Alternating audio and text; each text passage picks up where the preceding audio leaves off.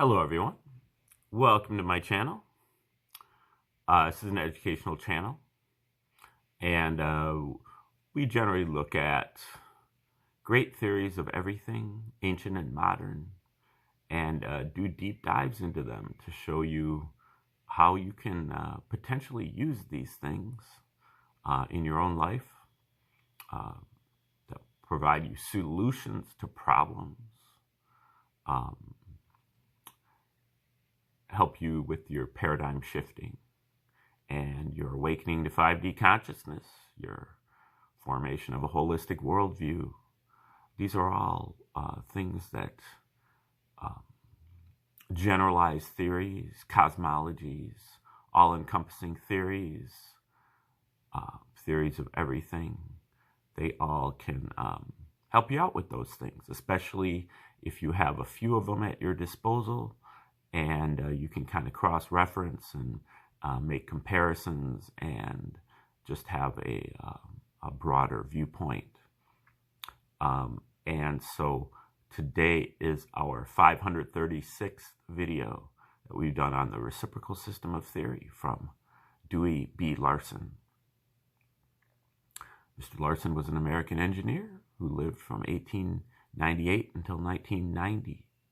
And starting in 1959, he proposed his two fundamental postulates about how he believed the universe operated.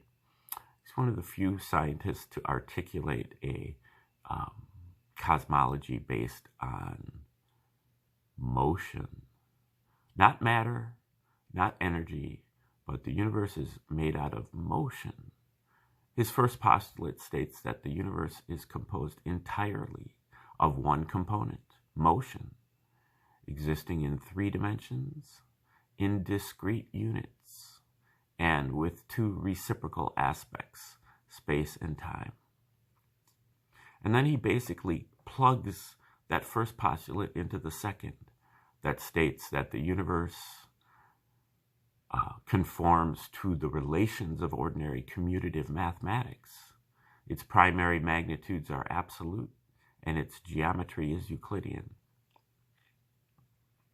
And Larson has been criticized by other, even associates within kind of the movement, that very small movement of followers that he has, for that second postulate.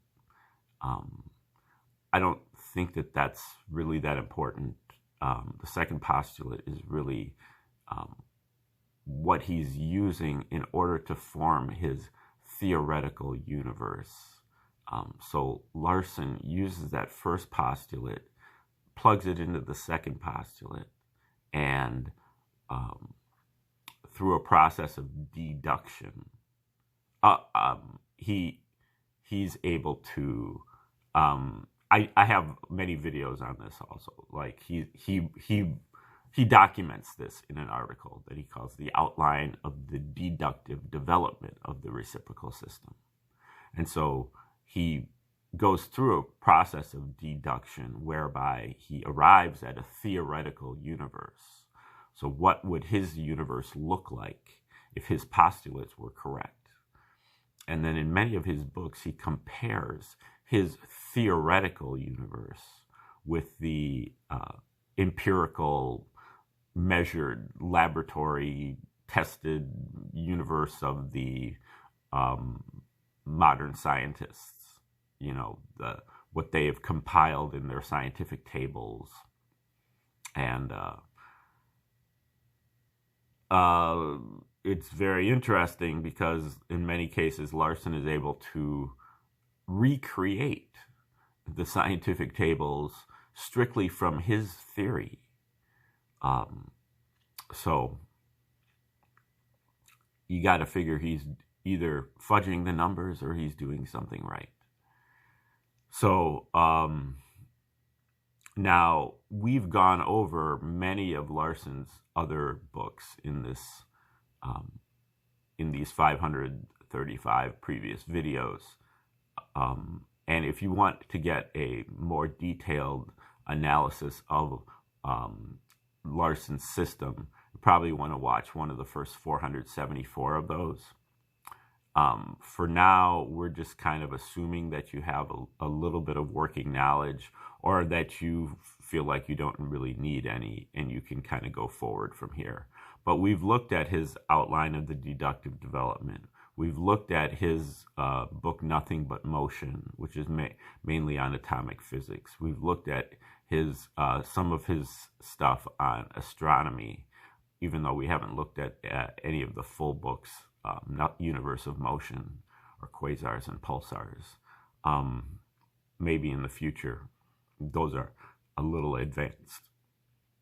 And then we've also looked at his book, Beyond Space and Time, which has to do with metaphysics, philosophy, religion, psychology, even biology. And we've looked at his book, Basic Properties of Matter, which is on chemistry. And, we're not looking at these books specifically to learn the chemistry or to learn the atomic physics.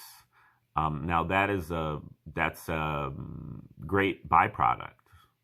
But what we're really trying to, at least for me, my purposes of presenting this is really to get a broad a perspective of how Larson is using the reciprocal system itself, how he's applying it, so how he's wielding it, so that we can wield it ourselves. We can learn how he uses it, because it is a generalized theory, meaning that it can be applied to any subject. So let's see how Larson applies it to physics. Let's see how Larson applies it to astronomy. Let's see how Larson applies it to chemistry. Let's see how he applies it to philosophy. And then once we get a grasp of how he's doing it, then we can apply it to whatever we want to apply it to. So that's the general idea. Now, for the last couple weeks, we've been getting into one of Larson's books on economics. This is his work on macroeconomics called The Road to Permanent Prosperity. And sure, it would be great to learn the road to permanent prosperity. I'm sure that all of us need to have a little bit more prosperity in our lives. But again, we're really just trying to see how he's applying this. How can you have this generalized theory, and you can plug it into chemistry, and you can plug it into astronomy, and you can plug it into economics? How are these things even commensurable? So that's kind of what the purpose is here, what we're looking at.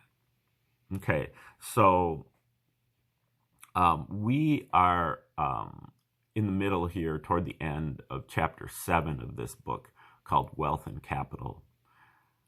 Larson kind of starts off, and again, if you want to go back and get to the beginning of this book, you want to go back about 2 or 3 weeks in the archives and start from there.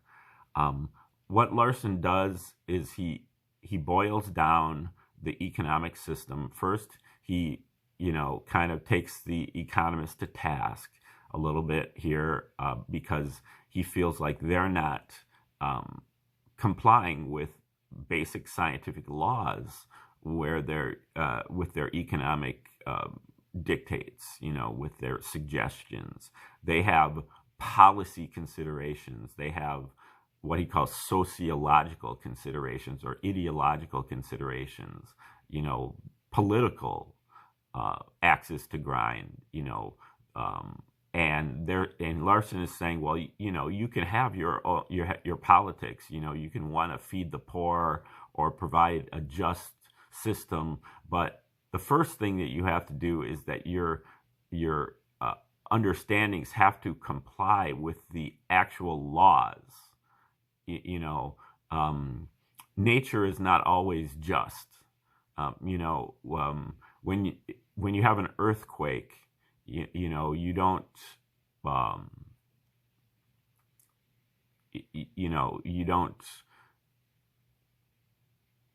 I think I used this example yesterday and I got stumped also. Maybe the earthquake isn't a good example or the weather isn't a good example, but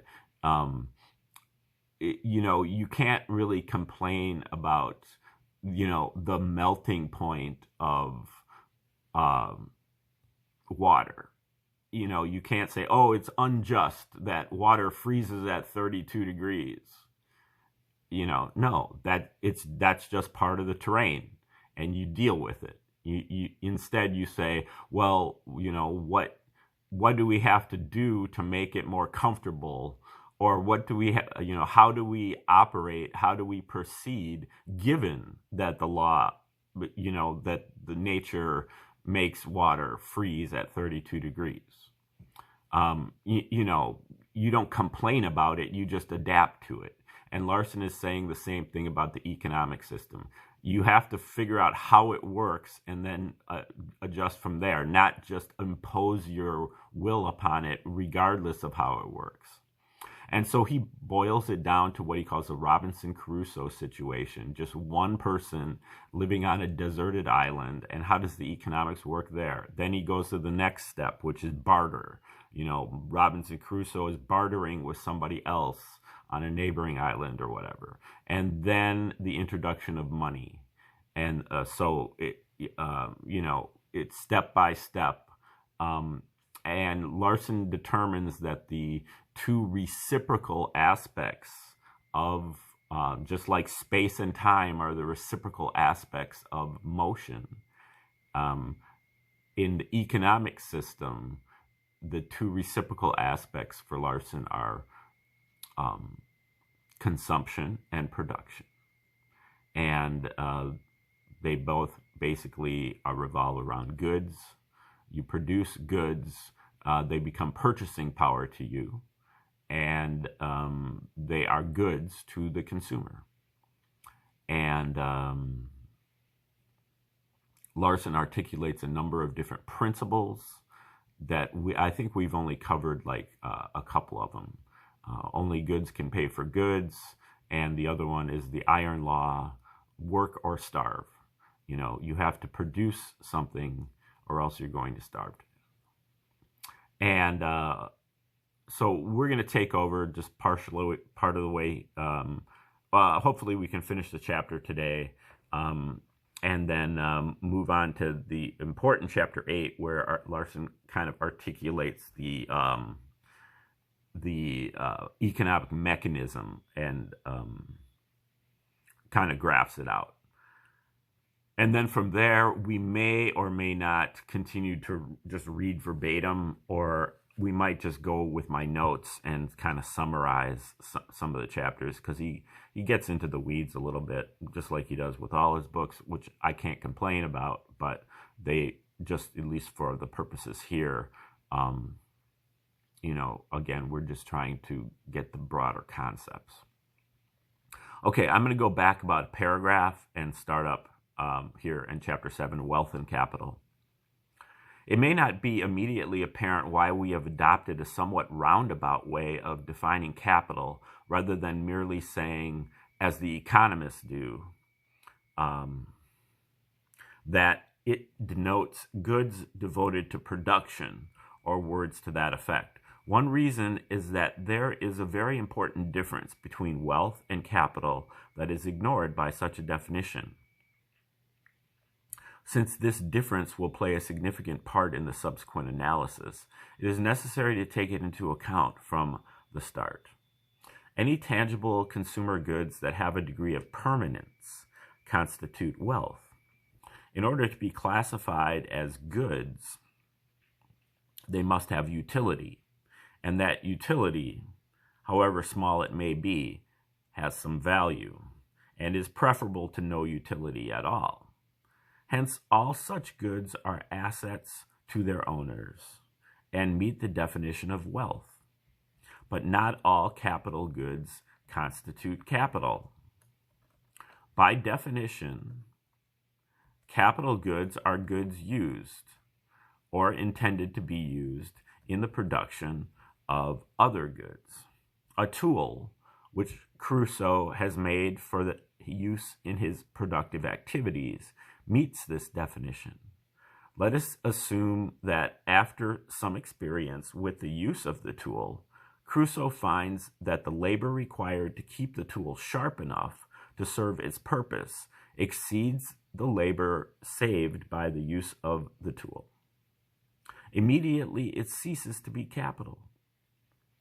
The tool can still be used in production, and when it is so used, it is the equivalent of a certain amount of labor, but it is not the equivalent of enough labor. We cannot say of capital goods, as we did of consumer goods, that a little utility is preferable to none at all. The 0 point for the utility of capital is not at absolute zero, as in the case of consumer wealth, but a higher figure representing the cost of maintaining the capital. Any satisfactions that are derived from consumer wealth constitute a net gain, but unless the goods produced by the use of capital exceed a certain minimum, the net result is a loss. The foregoing is not intended to imply that there is anything inherently incorrect in using the term capital synonymously with capital goods, or applying it to an accumulation of money. But such definitions preclude the use of this term in any accurate sense. Money, as such, serves no purpose in production, and consequently it is not capital, so far as the economy as a whole is concerned. It is the equivalent of capital to the individual only because it enables him to secure capital from some other individual. Capital does exist in the form of capital goods, but the common usage of the term capital, even in the textbooks that define it in another way, is clearly inconsistent with any other definition than that given herein. When we say that a person has lost his capital through unwise investments, we are not implying that the capital goods to which he acquired title have disappeared or changed in any way. We simply mean that these goods do not have the earning power that the owner anticipated. When we speak of capital gains and losses in our tax jargon, we are not talking about any change in physical goods. We are talking about revaluation of those assets based mainly on present views of their future earning power. All capital, as herein defined, is subject to the cost of subsistence, regardless of the form in which it exists. This is easy to see in the case of tools, buildings, and other items, which visibly wear out or depreciate. It is no less true of capital in a presumably indestructible form. Even diamonds and bars of gold require protection and care, and the cost of that attention is a charge against capital. Land is often cited as an example of an indestructible form of capital, but to the rather limited extent to which land can be legitimately described as indestructible, it is as a capital good that the term is applicable, not as capital. Land is by no means free from maintenance costs.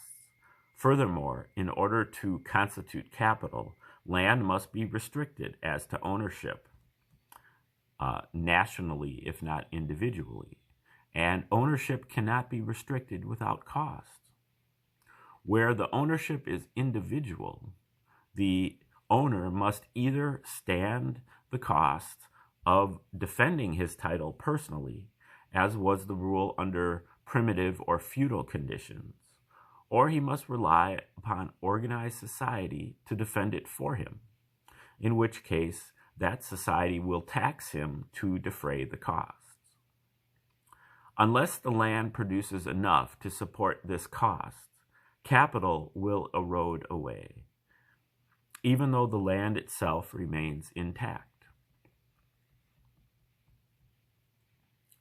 Regardless of the stage of economic development or the nature of the existing economic institutions, a continuous replacement of capital is required in order to maintain the existing capital supply.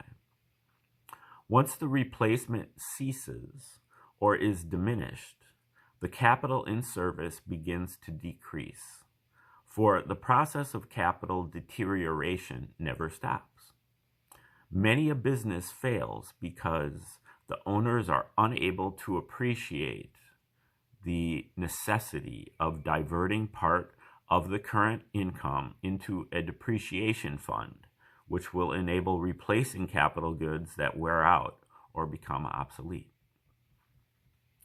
Much of the effort that is devoted to attempts to improve the economic status of workers at the expense of their employers likewise ends in futility because it conflicts with this same necessity of replacing capital. Because of factors which will be discussed in detail in the subsequent pages, the impact of most of these actions ultimately falls on the general public, rather than on the employers at whom the actions are aimed. But if circumstances are such that an action of this kind does have the intended effect, this merely kills off the enterprise, as the owners of an unprofitable business are not inclined to increase their losses by making financial provision for depreciation, and without such provision, the enterprise cannot long survive. Now let us turn our attention to the question as to the value of capital. In order to be consistent with previous definitions, it will be necessary to define the value of the services of capital in this manner. So this is a definition here. The value of the services of capital is the amount that the producer is willing and able to pay to obtain these services. And in parentheses, he says, or in the case of a self-employed individual, the amount of labor he is willing to expend. So the value of the services of capital is the amount that the producer is willing and able to pay to obtain these services. Okay, so that's the general idea of value, subjective, how much he is willing to pay.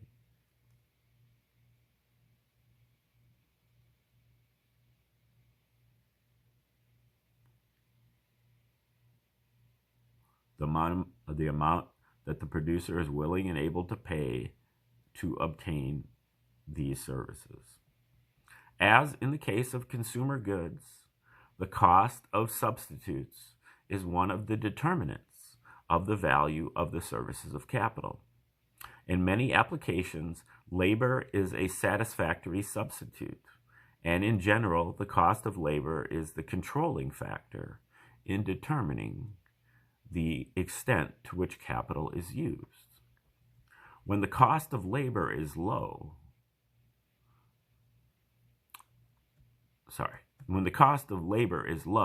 the value of the services of capital is likewise low. And since the cost of capital is relatively constant, the use of capital is minimized. Where the cost of labor is greater, the value of the services of capital rises accordingly, and the relation of this value to the cost of capital becomes more favorable, hence the use of capital increases. Another of the determinants of the value of the services of capital is the contribution which those services make toward production. If a workman using hand tools can make only 2 pairs of shoes per day, but by installation of power machinery can raise his daily production to 20 pairs, the difference of 18 pairs, less the cost of operating and maintaining the equipment, including provision for depreciation, represents the gain made by the use of machines. The value of the services of capital invested in the equipment cannot exceed this amount, and it therefore constitutes a determinant. In accordance with the general principles governing multiple determinants, the factor that is controlling in any given situation depends on the particular conditions existing at the relevant time and place. Okay, that is the end of Chapter 7, Wealth and Capital. Now, the next chapter is possibly the most important in this volume here, called the economic mechanism. Okay, so this is where Larson, he had spent 7 chapters kind of laying down the principles, laying down the terminology that I know some of the terminology is a little bit, I won't say cumbersome, but it's just multifarious, that there's a lot of different terms. And if you're not an economics student, which I'm not, you know, it can be a little bit confusing, remembering the difference between value and utility, you know, the different distinctions between goods and so on and so forth. So, you know, it's probably a decent idea to go over the first 7 chapters to make sure that you have these terms kind of in your, you know, in your grasp, then before getting ready to tackle this chapter on the economic mechanism. And, you know, Larson is going to take all these terms and kind of show, I believe, I mean, I've read this before, but, you know, the general nature of the reciprocal system is that you don't comprehend all of it. You know, you just have to be okay with partial comprehension, because it's a difficult theory and it's difficult to follow. Larson is a good writer.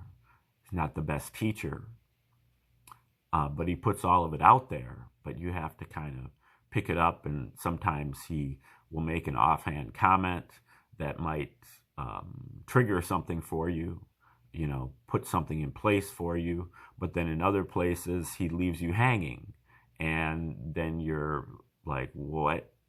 You know, and then, but eventually he'll pick you back up again. And so, you know, that's really the approach that you have to take for studying Larson in the reciprocal system, is just, you have to be okay with being in the dark some of the time. And so I have read this before, but I don't exactly remember all of the details, even though I have detailed notes.